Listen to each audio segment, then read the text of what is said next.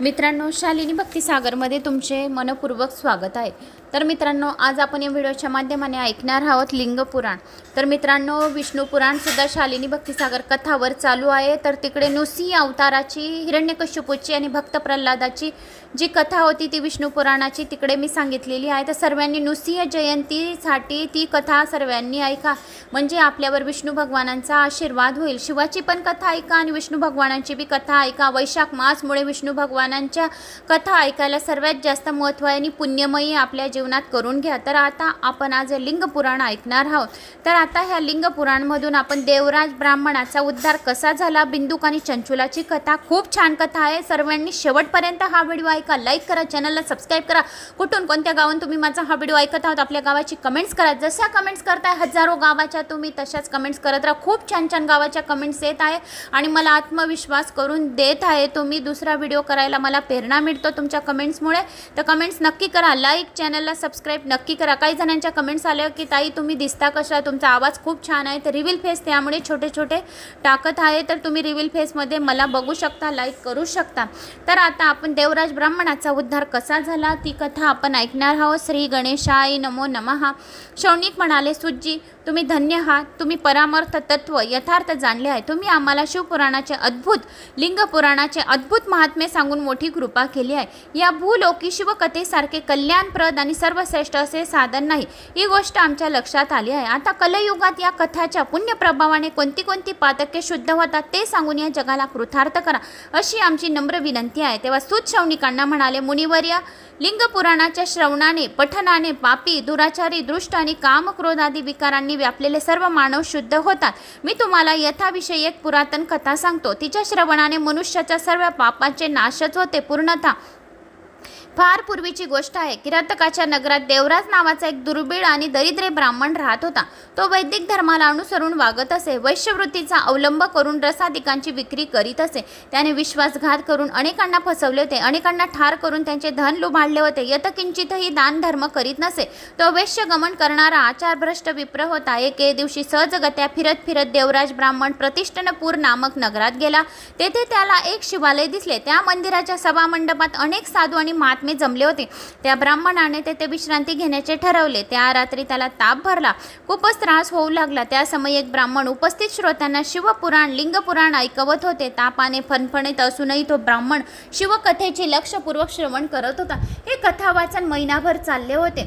त्या अवधीत व्याधीने जर्जर होऊन तो ब्राह्मण तेथेच पडून गेला होता। गलित गात्र असून त्याला संपूर्ण पुराण कथा श्रवणाचा लाभ झाला होता। त्याच्या आयुष्यात एवढेच काय, ते पुण्यकर्म घडून गेले होते। मग तो लवकरच मरण पावला। यमदूतांनी त्याच्या जीवात्म्याला पाशांनी बांधले। मारत मारत यमलोकी नेले। तेवढ्यात भगवान शंकराचे पार्षदगण त्वरेने तेथे आले आणि कर्पुरासमान शुभ्र वर्णाचे होते। त्यांच्या भस्मचर्चित सर्व अंगावर रुद्राक्षाची आभूषणे होती। प्रत्येकाच्या हातात तीक्ष्ण त्रिशूळ होते। त्यांनी यमदूतांना धमकावले आणि मारहाण करून पिटाळून लावले। त्यांनी देवराजांची पाशातून मुक्तता केली। त्याला शिवलोकी नेण्यासाठी एक दिव्य विमान बसून आले। त्यामुळे यमलोकात मोठमोठी खळबळ माजली होती। यमदूताचा कोलाहल ऐकून यमधर्म आपल्या प्रसादाने बाहेर आला होता। साक्षात रुद्र समान दिसणाऱ्या पार्षदगणांना पाहून त्याला मोठे आश्चर्य वाटले। त्याला जी विमान आलेली होती घ्यायला ती फुलांनी सजलेली होती, सज्ज होती। त्याला इतके अद्भुत फुलांनी नेले कारण त्याने शिवपुराणाच्या कथा, लिंगपुराणाच्या कथा श्रवण केले होते। जो कोणी शिवपुराणाच्या कथा ऐकतो, लिंगपुराणाच्या कथा ऐकतो, विष्णू पुराणच्या 18 पुराणांमधून जेवढे पुराण तुम्ही श्रवण केलेले आहेत, ज्यांनी त्याला एक दिव्य विमान फुलांनी सजवलेली भरभराट एकदम सुंदर विमान येते। ज्या वेळेस मृत्यू होतो त्यावेळेस विमानामध्ये नेतात आपल्याला, शिवलोकामधून शिवाचे दूध येतात आपल्याला घ्यायला, आपल्याला किंचितही इजा होत नाही। तशा या ब्राह्मणाला, देवराज ब्राह्मणाला घ्यायला विमान आलेली होती, फुलांनी सजलेली। त्याला यत्किंचित सुद्धा इजा झालेल्या नव्हत्या। हे मोठे पाहून त्यांना आश्चर्य वाटले। त्यांनी मोठमोठी भीतीपोटी त्यांच्याकडे कसली विचारणा केली नाही, अंतर्दृष्टीने सर्व प्रकार जाणून घेतला। ते गप्प राहिले। त्यांना शिवदूताचा सन्मान केला। जो कोणी शिवदूताच्या कथा ऐकतो त्याच्या यमदूत सुद्धा त्याचा सन्मान करतो, त्याची यथाविधी पूजा करतो, अतार तिथी सर्व करून त्याला प्रेमाने निरोप देतो। देवराज विप्राला समवेत घेऊन ते सर्वजण कैलासलोकी गेले। त्यांनी त्या ब्राह्मणाला करुणासागर शिवजीच्या स्वाधीन केले। अशा प्रकारे लिंगपुराण कथन श्रवणाने दुष्टात्मा असूनही त्या ब्राह्मणाला श्रेष्ठ गती प्राप्त झाली. ही कथा ऐकून शौनिकांना आनंद झाला. ते सुज्यांना म्हणाले, हे महात्मे, तुम्ही सर्वज्ञ आहात. तुमच्या कृपाप्रसादाने मी खरोखर कृतार्थ झालो आहोत. तुम्ही सांगितलेल्या या कथनाने माझे मन फारच प्रफुल्लित झाले आहे. भगवान शंकरावरील प्रेम भक्ती वृद्धिगत व्हावी. तुम्ही मला आणखी एक कथा सांगा.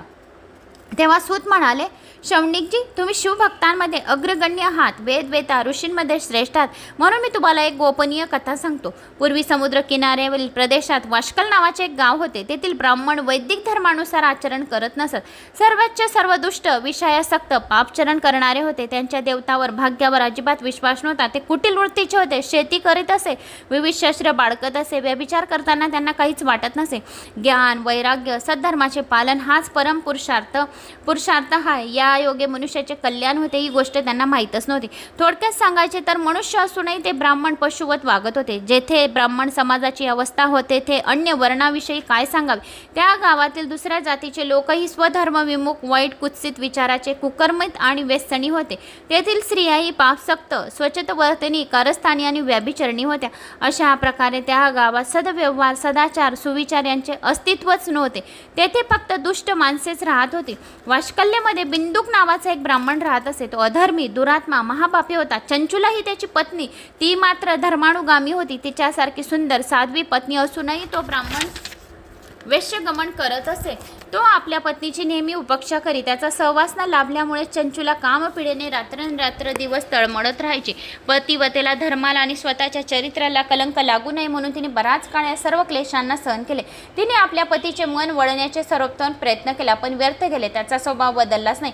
शेवटी ती तरी किती सहन करणार. पतीच्या वागणुकीला कंटाळून ती धर्मभ्रष्ट झाली. व्यभिचार करू लागली. काही दिवसांनी तिच्या पतीने एका शूद्र जातीतील वेश्येशी लग्न केले. अनंतर संसार थाटला. चंचुला आपल्या पुत्राचे जमेल तसे पालन पोषण करू लागली. अशी बरेच वर्ष लोटली गेली. बिंदुक ब्राह्मण वधार्ग्याने मरण पावला. यमदूतांनी त्याला नरकात घालून अनित्य यातना दिल्या. मग त्याला पिशाच योनीत जन्माला घातले. तो दुष्ट प्रापी ब्राह्मण भयंकर पिशाच होऊन विद्यक पर्वतात भटकू लागला. पतीच्या निधनानंतर मूळमती चंचुला आपल्या मुलांच्या संसारात रमली. एके दिवशी कुठल्या तरी पुण्य पर्वणी निमित्त ती आपल्या भाऊबंधासमेत गोकर्ण क्षेत्रे गेली. यात्रा करून तीर्थस्नान करताना पाहून तिनेही एक तीर्थात स्नान केले. मग ती जत्रेतील मोज पाहत इकडे तिकडे भटकू लागली. फिरत फिरत एका मंदिरात गेली. तेथील मंडपात एक ब्राह्मण शिवकथा निरूपण करत होता. भगवान शंकराची परम पवित्र कथा आणि मंगलकारी पौराणिक कथा ती लक्षपूर्वक ऐकू लागली. कथेच्या अनुषंगाने तो ब्राह्मण श्रोत्यांना उद्देशून म्हणाला, ज्या स्त्रिया व्यभिचार करतात त्यांना मृत्यूनंतर यमलोक फार छळतो. यमाचे दूत त्यांना भयंकर त्रास देतात. तप्त लोखंडी सळ्यांनी त्यांच्या गुप्तांगांना डाग देतात. त्यांना तप्त लोखंडी पुरुष मूर्तींना आलिंगन द्यायला लावतात. तेव्हा ते जीवात्मा भयंकर किंचाळतात. आम्हाला या यातना सहन होत नाही आणि व्यभिचार करणार नाही. आम्हाला सोडा असे वारंवार ओरडून सांगत असतात. पण यमदूतांना त्यांची दया येत नाही. तेथील नियम, ऋषी, मनुष्य अशा सर्वांना समान बंधनकारक आहे. तेथे कोणालाही सूट नाही. प्रत्येकाला आपल्या दुष्कर्माची फळे भोगावीच लागतात. म्हणून स्त्रियांनी त्या पुरुषांनी केव्हाही अर्थमास प्रवृत्त होऊ नये. पुराणिकांचे बोलणे ऐकून चंचुला भयाने व्याकुळ झाली. तिच्या सर्व अंगाला घाम फुटला. घशाला कोरड पडली. शरीर थरथरू लागले. कथा संपल्यानंतर सर्व मंडळी निघून गेली. चंचुला पुराणिकासमोर गेली. तिने त्यांचे पाय धरले आणि म्हणाली, हे ब्राह्मण देवता, धर्माला न जाणल्यामुळे माझ्याकडून सतत दुराचार घडला आहे. तुमच्या मुखातून प्रवचन ऐकून माझी मरणोत्तर गती स्पष्ट दिसत आहे. माझी दुष्कर्म आठवून मी भयंकपीत झाले आहे. माझ्या मनात संसारविषयी अनासक्ता निर्माण झाली आहे. मी पापिणी आहे, मूढ आहे. माझी निंदा करावी तेवढी थोडी आहे. माझा धिक्कार असो. वाईट विषयांच्या मागे लागून मी धर्मभ्रष्ट केले. हाय रे देवा, हाय रे दुर्दैवा, आता माझी दुर्गती कोणीही टाळू शकणार नाही. नरक यातना भोगाव्या लागते. नरक भोगत असताना कोणता बुद्धिमान पुरुष मला साथ देईल. मृत्यूसमयी मला नेण्यासाठी आलेल्या भयंकर यमदूतांना पाहू शकेन का? मी त्यांच्या समवेत धैर्याने जाऊ शकेन काय? नरकात माझ्या शरीराचे तुकडे तुकडे करण्यात येतील. मला दुःख यातना देण्यात येतील. मी कशा सहन करणार? पापचरण केल्यामुळे मी डुबणार, नष्ट होणार, मारली जाणार, जळून जाणार. हे ब्राह्मणा, दुष्कर्माच्या परिणामाचा विचार करून माझे हृदय दुःखाने फुटून जात आहे. आता मी काय करू? कोणाला शरण जाऊ? मला माझ्या कुकर्माचा पश्चाताप होत आहे. मी तुझे पाय धरले आहेत. आता तूच माझी माता, तूच माझा पिता आणि तुला माझी करुणा येऊ दे. मी तुला पाप बंधमुक्त होण्यासाठी मार्गदर्शन कर. माझी निराशा करू नकोस. तू मला मनोमन गुरु मानले आहेस. तू या अबलेचा उद्धार कर. सूत म्हणाले, शौनिकाजी अशा प्रकारे खेदाने विलाप करीत चंचुला त्या ब्राह्मणाला एकसारखी विनवणी करू लागली. तिची अवस्था पाहून त्या विप्राला दया आली. त्याने तिला प्रेमपूर्वक उठवले व तिचे सात्वन करू लागले. ब्राह्मण चंचुलाला म्हणाला, बाई तू खरोखरच भाग्यवान आहे. भगवान शंकराच्या कृपेने शिवपुराणातील ही वैराग्यपूर्ण कथा ऐकून तू अगदी वेळेवर जागृत झाली आहेस. तुला आपल्या कृतकर्माचा पश्चाताप होत आहे. ही तुझ्या कल्याणाचा आणि उद्धाराच्या दृष्टीने खूप चांगली गोष्ट आहे. तू घाबरू नकोस, चिंताही करू नकोस. तू शिवजींना शरण जा. त्यांच्या कृपेने तुझी सर्व पापे नष्ट होतील. मी तुला भगवान शंकराच्या महात्म्यपर एक कथा सांगतो. त्या योगे तुला निश्चित मार्गदर्शन प्राप्त होईल. तुला उत्तम सुखदायक श्रेष्ठ गती मिळेल. तू आधी सांगितलेली कथा ऐकून तुझी बुद्धी पश्चातापाने शुद्ध झाली आहे. तुझ्या मनात विवेक आणि वैराग्य उत्पन्न झाले आहे. पापी जनांसाठी पश्चाताप हेच सर्वात मोठे प्रायश्चित आहे. पश्चाताप हा आपल्या दुष्कर्त्याकडे डोळसपणे पाहायला लावतो. पश्चातापामुळे मन पापाचरणापासून परावृत्त होते. साधूजन म्हणतात, पश्चाताप हे आत्मशुद्धी प्रथम साधन आहे. जो पश्चाताप करतो तो आपल्या पापाचे निराकरण व्हावे म्हणून प्रायश्चित करू शकतो. जो मनुष्य विधीपूर्वक प्रायश्चित करतो, पश्चाताप करतो, त्याला उत्तम गती प्राप्त होते, यात शंका नाही. शिवपुराणाचे महात्म्य फार थोर आहे. या श्रवणाने चित्तशुद्धी होते, मन निर्मळ होते. शुद्ध चित्तमय शिवपार्वती वास करतात. असा विशुद्ध आत्मा शिवपदाचा अधिकारी होतो. शिवपुराणातील कथा सर्व मानवासाठी उत्तम उपदेश आहे, कल्याणप्रद आहे. त्यांचे लक्षपूर्वक श्रवण करावे. या कथा भवरोगाचे नाश करून संसाररूपी बंधन तोडून टाकतात. या शिवकथाचे श्रवण पठन वारंवार करून चिंतन मनन वैराग्य वृद्धी होते. शिवभक्ती उत्तरोत्तर दृढ होते. शिवाप्रती भक्ती जागृत होते. त्या योगी शिवजींची प्रसन्नता लाभून त्यांच्या कृपा प्रसादाने दिव्य मुक्ती प्राप्त होते. ज्याचे चित्त अहनिश प्रपंचात गुंतलेले आहे तो पशुच होय. तो या संसाररूपी बंधनातून कधीही मुक्त होत नाही. हे ब्राह्मणी म्हणून माझे तुला असे सांगणे आहे की तू आपले मन विषयापासून परावृत्त करून ही परमपावन शिवकथा भक्तिभावाने आणि लक्ष देऊन ऐक. ही कथा श्रवण केल्याने चित्तशुद्धी होऊन तुला मोक्ष मिळेल. जो मनुष्य निर्मळ अंतकरणाने भगवान शंकराच्या चरणांचे चिंतन करतो त्याला एकच जन्मात मुक्ती मिळते. हे त्रिवार सत्य आहे. सूत म्हणाले, शौनिकीजी एवढे बोलून तो शिवभक्त ब्राह्मण क्षणभर थांबला. त्याचे हृदय भरून आले, त्याचे डोळे मिटले. तो शंकराचे मनोमन ध्यान करू लागला. चंचुलाची अवस्था काही वेगळी नव्हती. पश्चातापाने दग्ध झालेल्या तिला आशेचा एक किरण दिसत होता. ब्राह्मणाच्या उपदेशाने तिचे अंतःकरण प्रसन्न झाले. तिच्या डोळ्यातून आनंदाश्रू वाहू लागले. तिने ब्राह्मणाचे पाय धरले आणि ते म्हटले, हे विप्रश्रेष्ठा, तुझे बोलणे ऐकून मी कृतार्थ झाला आहे. तू परमात्म्याचा उत्तम मार्गदर्शक आहे, मोठा परोपकारी आहे. तू खरोखरच धन्य आहेस, प्रशंसनीय आहेस. हे साधू, मला नरकाची खूप भीती वाटत आहे. तू माझा उद्धार कर. शिवपुराणातील अमृता समान असलेली एक कथा ऐकून जर माझ्या मनात वैराग्य उत्पन्न होऊ शकते तर तू संपूर्ण पुराणाच्या किती श्रेष्ठ पुण्य फळ मिळेल. संपूर्ण जर शिव महापुराण लिंगपुराण जर मी ऐकलं तर किती महान फळ मिळेल कल्पनाच करू शकत नाही. माझ्या मनात संपूर्ण लिंगपुराण ऐकण्याची दुर्धर्वाची इच्छा निर्माण झाली आहे. ही माझी मनोकामना तू पूर्ण कर, अशी माझी विनम्र प्रार्थना आहे. चंचुलाचे बोलणे ऐकून त्या पुराणिक ब्राह्मणाला परम संतोष वाटला. त्याने तिला शिवपुराण ऐकवण्याची तयारी दर्शवली.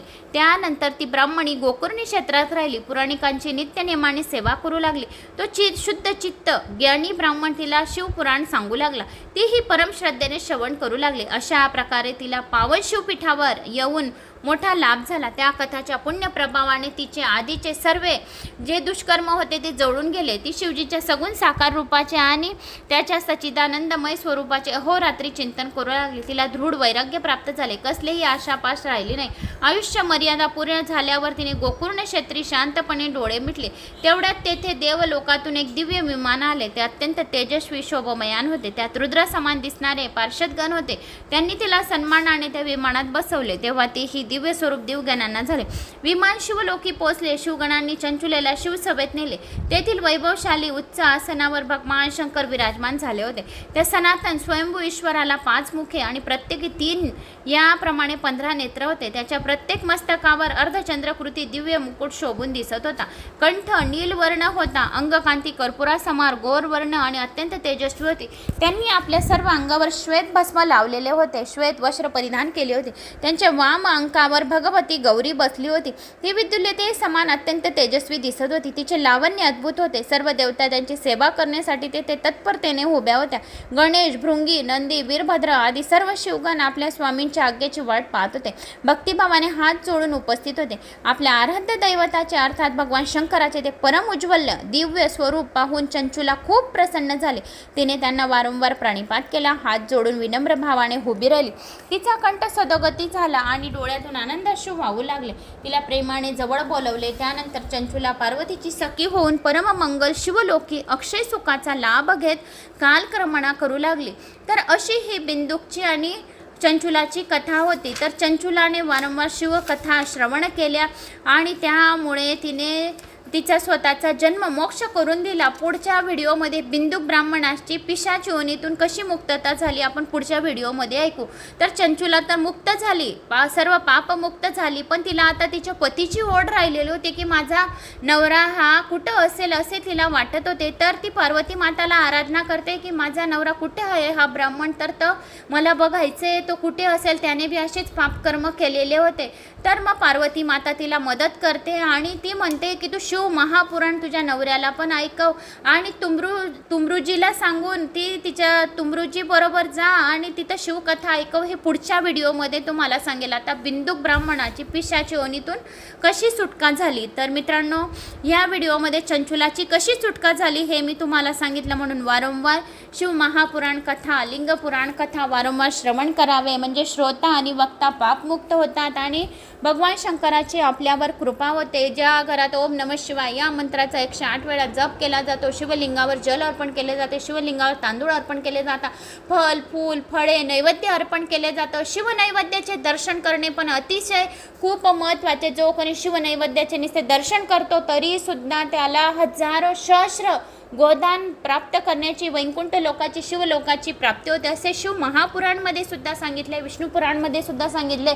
म्हणून शिव शंभूची सेवा आराधना करा. प्रत्येक देवी देवताची आराधना केली म्हणजे आपल्याला उत्तम गतीचे फळ मिळते. तर मित्रांनो, मला अशी आशा आहे की तुम्हाला माझा हा व्हिडिओ आवडला असेल. आवडल्यास एक लाईक करा, चॅनलला सबस्क्राईब करा. कुठून कोणत्या गावात तुम्ही माझा हा व्हिडिओ ऐकता आपल्या गावाचे कमेंट्स नक्की करा. जय श्री महाकाल.